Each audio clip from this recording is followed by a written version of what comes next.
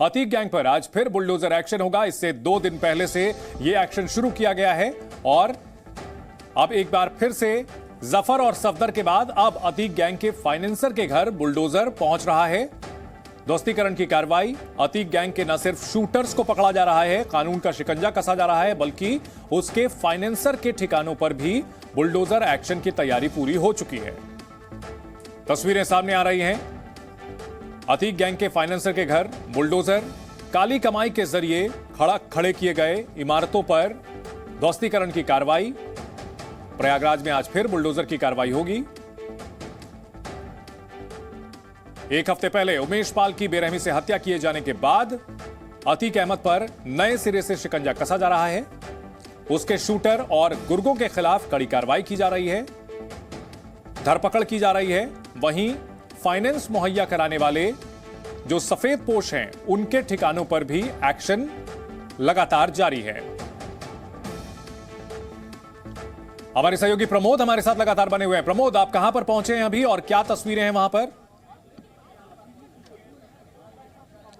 बिल्कुल, इस वक्त आप मेरे पीछे एक आलीशान ये घर देख रहे हैं। जुनैद अहमद का ये घर बताया जा रहा है, जो कि अतीक अहमद और उसके करीबियों का फाइनेंसर है। ये एक अभी न्यू कंस्ट्रक्टेड बिल्डिंग है, अभी इसका इनाग्रेशन भी नहीं हुआ है और इसके जो नक्शे हैं उसमें भी कमियां थी। हालांकि जो जुनैद अहमद है वो, उनका कहना है कि उन्होंने पूरे परमिशन ली थी, उसके बाद ये बनाया है। इस बिल्डिंग को बनाने के लिए उनकी बेटी और उनके दामाद ने लोन लिया हुआ था, लेकिन इसके अंदर भी खामियां मिली है और जाँच में ये पाया गया है कि जुनैद अहमद जो अतीक अहमद के एक बेहद करीबी है, उनके फाइनेंसर के तौर पे काम किया है। और जुनैद अहमद का कहना है क्योंकि अतीक अहमद पूर्व सांसद थे तो उनको तो आधा प्रयागराज जानता है, ऐसे में उनके खिलाफ जो कार्रवाई की जा रही है वो बिल्कुल एक तरफा है। और आप देख सकते हैं कि जो सामान है वो निकलवाया जा रहा है और बुलडोज़र को जो है एक्शन मोड पे रखा गया है। बिल्कुल जैसे ही ये सारा सामान निकल जाएगा, जो इलेक्ट्रिसिटी है उसको काट दिया जाएगा, उसके बाद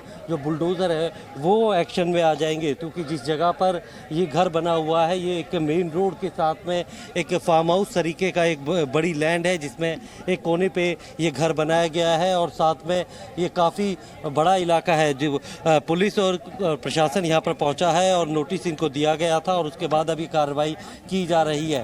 पहले 3 बुलडोजर जो है इसके डिमोलिशन में लगेंगे और उसके बाद बड़ी जो जेसीबी मशीन है उसको अंदर लाया जाएगा, क्योंकि जो आने का रास्ता है वो काफ़ी संकरा है और एक बार में एक ही बुलडोजर अंदर आ सकता है। क्योंकि जो काम करने के लिए अगर हम बात करें कि इसे अगर तोड़ने के लिए आएंगे तो जो क्योंकि अंडर कंस्ट्रक्शन बिल्डिंग थी, अभी इसका निर्माण हुआ ही है, लेकिन जो सामने से जाने की रोड है, आसपास नाली है, तो ये इतना ज़्यादा ऐसा नहीं है कि बुलडोजर्स को इनको खड़े में थोड़ा सा परेशानी ज़रूर होगी, लेकिन पुलिस बल मौजूद है। तमाम सामान जो है उसे निकाला जा रहा है।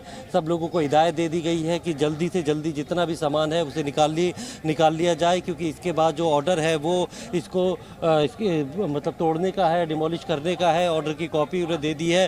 हालांकि मीडिया से जो है मकसूद अहमद वो लगातार जो है बात कर रहे हैं और बता रहे हैं कि उनके साथ ये एक तरफा कार्रवाई हो रही है, लेकिन यहाँ पर प्रशासन ने उन्हें बाकायदा नोटिस दिया और उसके बाद ये बताया गया है, जांच में ये बात सामने आई कि किस तरीके से इन्होंने, देखिए अब ये दरवाज़ा निकल रहा है जो कि अभी इस घर के अंदर लगा भी नहीं था। यानी कि जुर्म की कमाई से कमाए गए पैसों से इस इमारत का निर्माण किया गया था, इस आलीशान इमारत का निर्माण किया गया था, जिसकी जांच करने के बाद इसको चिन्हित किया गया था आज जो सबसे पहले बुलडोज़र चलेगा 2 बजे के बाद वो इस बिल्डिंग पे चलेगा।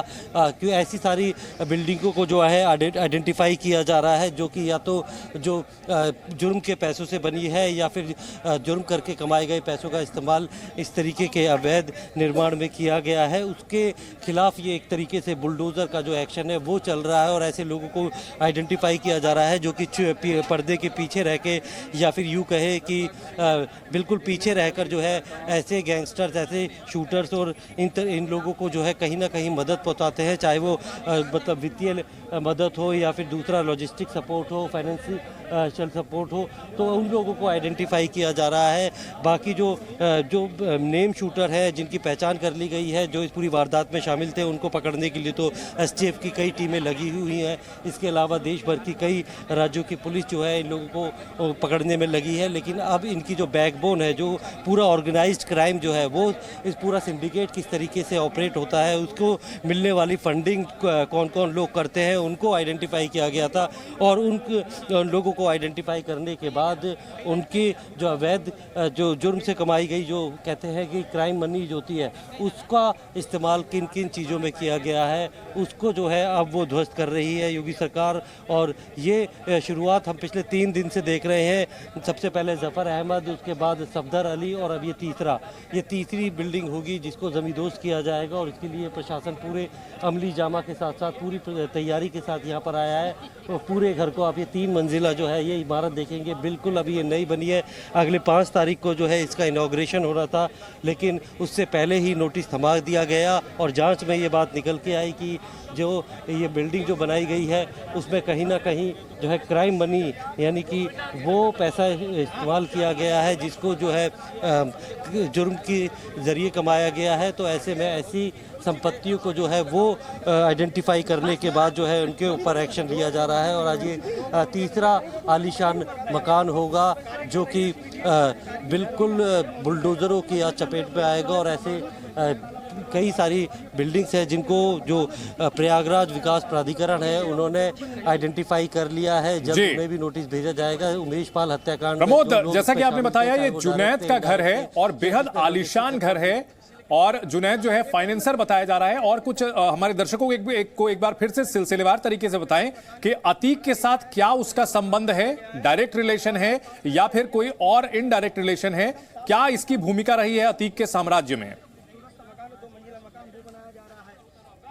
देखिए, जुनैद अहमद है ये, और बताया जाता है कि ये कहीं ना कहीं डायरेक्ट और इनडायरेक्टली, जब से ये अतीक जो है वो साबरमती जेल में है तो उनके गुर्गों को या फिर उनके जो रिश्तेदार हैं या परिवार के लोग हैं उन्हें कहीं ना कहीं जो है फाइनेंशियल हेल्प किया करते थे। उनके किसी तरीके की अगर कोई प्लानिंग होती थी तो उसे एग्जीक्यूट करने में जो पैसा है वो ये प्रोवाइड करते थे। और इन्होंने जो संपत्ति कमाई है, जो बनाया है घर, उसमें भी जो है इस तरीके से डायरेक्टली इनडायरेक्टली अतीक अहमद का पैसा है। क्योंकि अतीक अहमद जब अपनी जुर्म की दुनिया का बेताज बादशाह हुआ करता था, गैर कानूनी तरीकों से जो पैसा कमाया जाता था, चाहे वो उस वक्त सांसद था, उस वक्त था, या फिर एक्सटॉर्शन मनी थी, या जिस तरीके से भी उन्होंने इलीगल मनी या फिर कहते हैं कि क्राइम मनी कमाई थी, उस पैसे का जो है वो कहीं ना कहीं अपने ऐसे फाइनेंसरों को दिया करता था ताकि वो कहीं ना कहीं इन्वेस्ट करें या ऐसा पैसा उनके पास रहे और वो उस पैसे के ज़रिए जो है वो अपने पूरे गैंग को जो है ऑपरेट कर सके। और किसी भी अगर शख्स को ज़रूरत होती थी अतीक अहमद गैंग के या फिर अशरफ गैंग के, उन लोगों को अगर कुछ फाइनेंशियल मदद चाहिए होती थी या हथियार खरीदने के लिए, या फिर जब फरारी के दौरान कहीं जाना है, गाड़ी खरीदने का, गाड़ी का इंतज़ाम कर रहा है या किसी भी तरीके से, तो वो इस तरीके के जो फाइनेंसर हैं अतीक अहमद की गैंग में, उसके गैंग को जो सपोर्ट करने वाले हैं, वित्तीय मदद देने वाले हैं, वो दिया करते थे। क्योंकि बैंकिंग ट्रांजैक्शन थे, ऐसे गुर्गे जो है, ऐसे लोग बड़ी जल्दी पकड़ में आ सकते हैं, इसीलिए जो ब्लैक मनी है उसका इस्तेमाल किया जाता था। और जो एसटीएफ की जांच है और अभी तक की जो जांच हुई है एजेंसी की, उसमें ये बात निकल के आई थी कि इस तरीके से कई सारे लोग हैं जो कि अतीक अहमद के जेल जाने के बाद भी उसके गैंग को जो है पाल रहे हैं। नोटिस आई, उसके बाद मैंने नक्शा दाखिल कर दिया पीडीए में। नक्शा दाखिल कर, नक्शा पे क्वेरी की गई मुझसे, क्वेरी का मैंने जवाब दिया और उसके बाद से आज तक कोई कार्रवाई नहीं हुई। ये कह रहे हैं जो कार्रवाई हो रही है, जो अतीक से जुड़े लोग हैं, अतीक अहमद से कोई संबंध है आपका? आपके पूरे इलाहाबाद के जितने गद्दी बिरादरी पूरे अतीक से जुड़ा है। एक तरफ सबको मरवा दे गोली, एक तरफ सबको, सारे गद्दियों को मरवा दे गोली, जितने गद्दी जितनी गिरादरी पूरा अतीक से जुड़ी हुई है। ये आरोप लग रहे हैं काहे के लिए? फाइनेंसर हम अपना मकान बनाने के लिए पर्सनल लोन 3 लोगों के लिए लिए 35 लाख 36 लाख का मैंने लोन लिया बैंक से, तब मकान बना रहे हैं। किसी के बाद मुकदमा, हमारे दामाद के नाम एक मुकदमा निकाल दीजिए, मैं अभी हट जाता हूँ यहाँ से। एक मुकदमा आप दिखा दे, पूरा इलाहाबाद प्रशासन खड़ा है, एक मुकदमा मेरे दामाद के खिलाफ दिखा दे। क्या कहा गया प्रशासन से? क्या कहा? सिर्फ दुश्मनी यही है कि मुसलमान होने के नाते थे और कोई दुश्मनी नहीं, सिर्फ इतना दुश्मनी है। एकदम क्लियर है, एकदम क्लियर है। तो जिसका मकान है वो उसकी ओर से दावा यह किया जा रहा है कि उनका अतीक अहमद से कोई संबंध नहीं है, उनके खिलाफ कोई मुकदमा नहीं है, लेकिन सिर्फ मुस्लिम होने की वजह से उनके खिलाफ अतीक ये कार्रवाई की जा रही है। और जैसा कि शफीकुर रहमान बर्क ने भी कहा था, वही बात कमोबेश दोहराते हुए, लेकिन प्रशासन का यह कहना है कि अतीक अहमद के फाइनेंसर जुनैद का यह मकान है। प्रमोद, आपने सुना कि किस तरह से वहां जो शख्स है वो कह रहे हैं कि कोई संबंध नहीं है अतीक अहमद के साथ में। ऐसे में अथॉरिटीज के लिए एस्टैब्लिश करना आसान होगा क्या या मुश्किल होगा?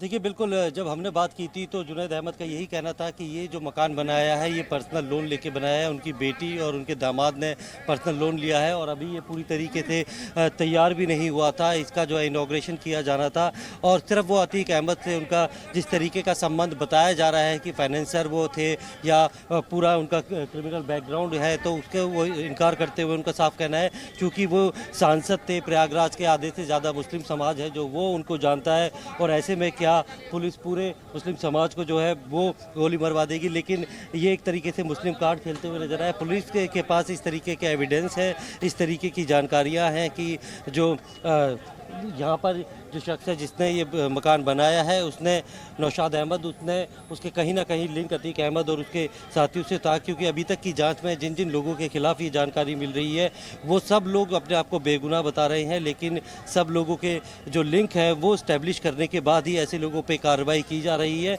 और क्योंकि पुलिस भी जानती है, प्रशासन भी ये जानता है, क्योंकि जिसके खिलाफ कार्रवाई की जाएगी उसके पास कोर्ट जाने का विकल्प होता है और कोर्ट में अगर पुलिस ये साबित नहीं कर पाई तो जितना नुकसान किया होता है उसकी भरपाई का आदेश कोर्ट दे सकती है। लिहाजा पुलिस के पास वो पूरी सारे एविडेंस है कि किस तरीके से ये मकान बनाया, किस तरीके से मदद की गई है। और अतीक अहमद खुद जेल में है, उसका भाई जेल में है, लेकिन कई सारे उसके गुर्गे हैं जो कि उमेश पाल जैसे हत्याकांड को अंजाम दे सकते हैं, सरेआम जो है वो बम और गोलियां चला सकते हैं। अतीक अहमद या उसके भाई के कहने पर किसी भी हद तक जा सकते हैं। वो उन लोगों को जो है वो अगर जो फाइनेंशियल हेल्प होती है या मदद होती है वो नौशाद अहमद जैसे लोग ही करवाते हैं। और इसीलिए सबसे पहले उनकी जो रीढ़ है, जो बैकबोन है, जो कि मॉनिटरी है जो या फिर बेनिफिट उनको देती है या फाइनेंशियल हेल्प देती है, उनको तोड़ा जाए ताकि जो फरारी के दौरान भी अगर उन्हें पैसों की ज़रूरत होती है तो उसकी मदद भी ये ऐसे ही लोग करवाते हैं।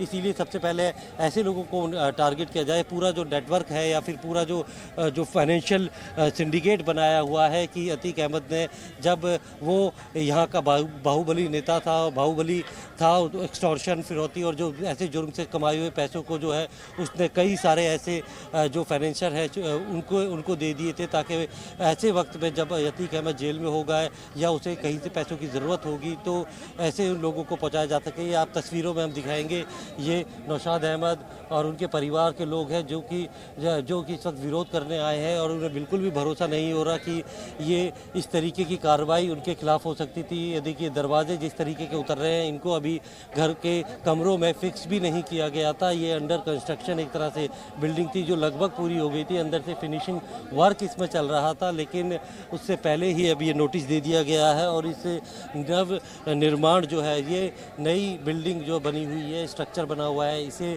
थोड़ी देर बाद जो बुलडोज़र है वो एक्शन में आकर यहाँ से पूरी तरीके से ज़मींदोज़ कर देंगे। लेकिन उससे पहले पूरे मकान के अंदर क्योंकि बहुत ज़्यादा सामान नहीं था, अभी यहाँ पर शिफ्ट नहीं किया गया था, जो यहाँ पर काम किया जा रहा था उसको सबको निकाला जा रहा है। और ये नोटिस इनका कहना है कि आज अचानक बताया गया कि आप ये मकान खाली कर दीजिए। इन्होंने बाकायदा नक्शा पहले पास कराने के लिए दिया था जिसमें कुछ ऑब्जेक्शन लगा था और उसके बाद इन्होंने वो भी दिया था, उसके बाद भी कोई इनको जानकारी नहीं मिली और आज अचानक से इनको बताया गया है। अतीक अहमद से सीधे तौर पे संबंध को साफ इनकार कर रहे हैं। इनका कहना है क्योंकि वो सांसद थे, नेता थे, मुस्लिम नेता थे, इसलिए आधा जो प्रयागराज है वो उन्हें जानता होगा। ऐसा शायद ही ऐसा कोई मुस्लिम होगा जो उनको नहीं जानता होगा। सिर्फ इतनी जान पहचान उनकी थी। लेकिन पुलिस का कहना है कि ये एक फाइनेंसर है और कहीं ना कहीं अतीक अहमद और उसके गैंग को, उसके गुर्गों को ये जो है आर्थिक मदद बिल्कुल प्रमोद, तो यहाँ पर स्थानीय लोग इकट्ठा हो रहे हैं और जो मकान जिनका है जुनैद अहमद, उनके परिवार के लोग भी वहां इकट्ठा हो रहे हैं। दावा ये कर रहे हैं कि उनका अतीक अहमद से वैसा संबंध नहीं है जैसा कि बताया जा रहा है, कोई आपराधिक संबंध नहीं है। लेकिन प्रशासन का दावा है कि ये अतीक अहमद के साथ सीधे जुड़े हुए हैं, उसके अपराध के काले कारनामों में भागीदार हैं। बहुत शुक्रिया इस पूरी जानकारी के लिए। आपके पास आगे भी लौटेंगे और जानकारी के लिए।